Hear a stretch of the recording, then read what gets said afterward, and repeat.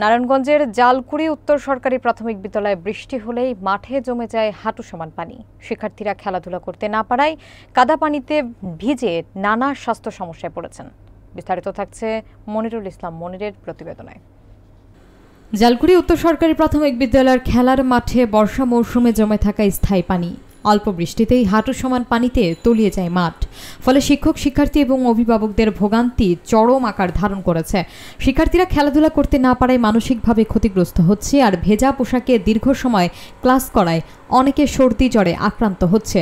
স্থানীয়রা জানান, স্কুলের মাঠ আশপাশের চেয়ে নিচু হওয়ায় পানি সহজে বের হতে পারে না।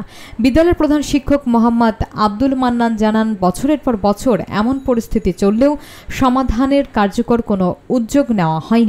মাঠের পানিবন্দী সমস্যার পাশাপাশি শ্রেণীকক্ষ সংকট এবং শিক্ষক স্বল্পতাও প্রকট। বর্তমানে শিশু শ্রেণী থেকে পঞ্চম শ্রেণী পর্যন্ত 203 জন শিক্ষার্থীকে মাত্র 7 জন শিক্ষক দিয়ে পড়ানো হচ্ছে। এছাড়া নেই বাউন্ডারি দেওয়াল, প্রহরী এবং দপ্তরি। তিনি অভিযোগ করেন, এসব সমস্যার কারণে শিক্ষক শিক্ষার্থীদের নিরাপত্তা ও পাঠদান ব্যাহত হচ্ছে। বিদ্যালয় কর্তৃপক্ষ দ্রুত অবকাঠামো উন্নয়নের জন্য সংশ্লিষ্ট কর্তৃপক্ষের দৃষ্টি আকর্ষণ করেছেন। আমি জালকুড়ি উত্তর সরকারি প্রাথমিক বিদ্যালয়ের প্রধান শিক্ষক। আমাদের বিদ্যালয়ে বর্তমান বছরে 203 জন শিক্ষার্থী বিভিন্ন শ্রেণীতে লেখাপড়া করে। তো আমাদের বিদ্যালয়টি এক শিফটে পরিচালিত হচ্ছে। তো সকাল 9টায় শুরু হয় এবং 4টা পর্যন্ত চলে।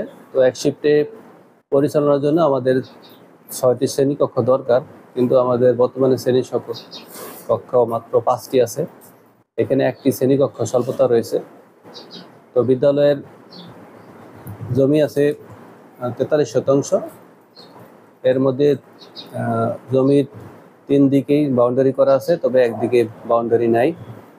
বিদ্যালয়ে একটি মাঠ আছে, তবে মাঠটি বর্ষাকালে পানিতে তলিয়ে যায়। ফলে শিক্ষার্থীরা মাঠ পেরিয়ে বিদ্যালয়ের ক্লাসরুমে যায়, এখানে তাদের সমস্যা হয়। তো এখানে আমাদের এই বাউন্ডারি করা দরকার এবং মাঠে যেই নিচু মাঠটা ভরাট করা দরকার। এছাড়া বিদ্যালয়ে শিক্ষার্থী অনুপাতে আমাদের 7 জন শিক্ষক আছে, তবে এক শিফটে পরিচালনার জন্য আমাদের আরও শিক্ষক দরকার। তা না হলে 1-2 জন ছুটিতে থাকলে আমাদের শিক্ষা কার্যক্রম পরিচালনা করতে অনেক কষ্ট হয়। এখানে শিক্ষক স্বল্পতার কারণে আমরা এক শিফটে পরিচালনা করতে অনেক সমস্যায় পড়ছি। তাছাড়া বিদ্যালয়ে 2টি ভবন আছে।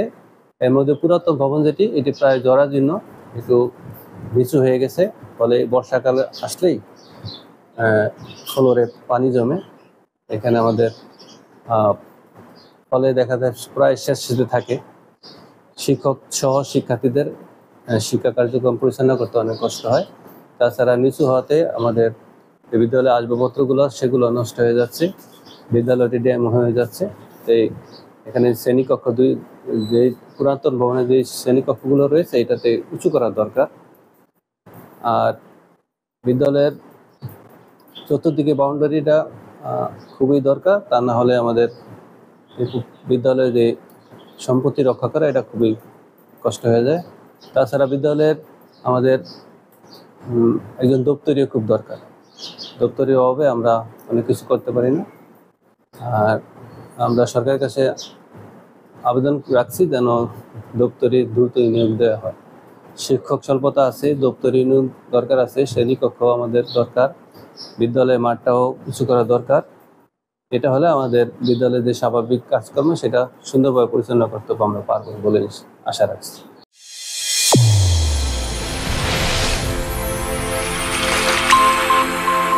চ্যানেল A1 হৃদয়ের স্পন্দন।